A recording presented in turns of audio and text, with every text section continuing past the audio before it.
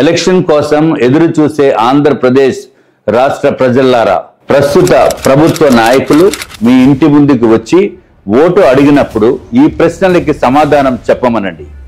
ఆంధ్రప్రదేశ్కి రాజధాని ఏది? కరెంటు ఛార్జీలు భారీగా పెంచారు ఎందుకు? ఆర్టీసీ ఛార్జీలు పెంచారు ఎందుకు? పోలవరం ప్రాజెక్టు పరిస్థితి ఏంటి?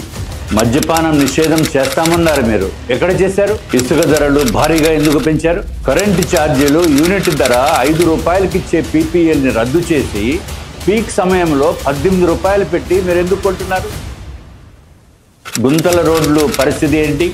పెట్రోల్ రేటు ఇండియాలోనే ఆంధ్రప్రదేశ్లో రేటు ఎందుకు ఎక్కువ? చెత్త మీద పన్ను వేయాలనే చెత్త ఆలోచన మీకు ఎందుకు వచ్చింది? ఆస్తి పన్ను ఎందుకు పెంచారు? బాత్రూమ్ పైన పన్ను ఎందుకు వేశారు? జాబ్ క్యాలెండర్ ఎక్కడ? కొత్త పరిశ్రమలు ఎక్కడ తెచ్చారు?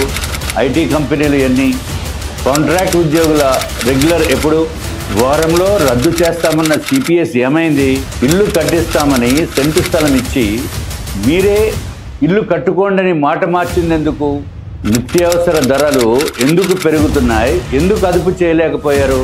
వ్యవసాయ మోటార్లకు మీటర్లు ఎందుకు పెడుతున్నారు?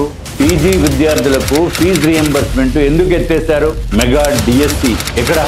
8,000 స్కూల్స్ని విలీనం పేరుతో ఎందుకు మూసేశారు? 3-4 తరగతులు చదివే పిల్లలు 3 కిలోమీటర్ల దూరంలో ఉన్న స్కూల్స్కి ఎలా వెళ్తారు? వీటన్నిటికీ సమాధానం చెప్పే దమ్ము ధైర్యం మీకుందా?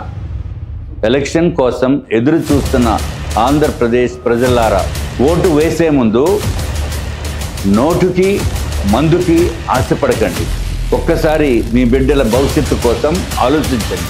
మనం మారుదాం, యుగం మారుతుంది. ధర్మాన్ని కాపాడుదాం, ధర్మమే మనల్ని కాపాడుతుంది. భారత్ మాతాకి జై.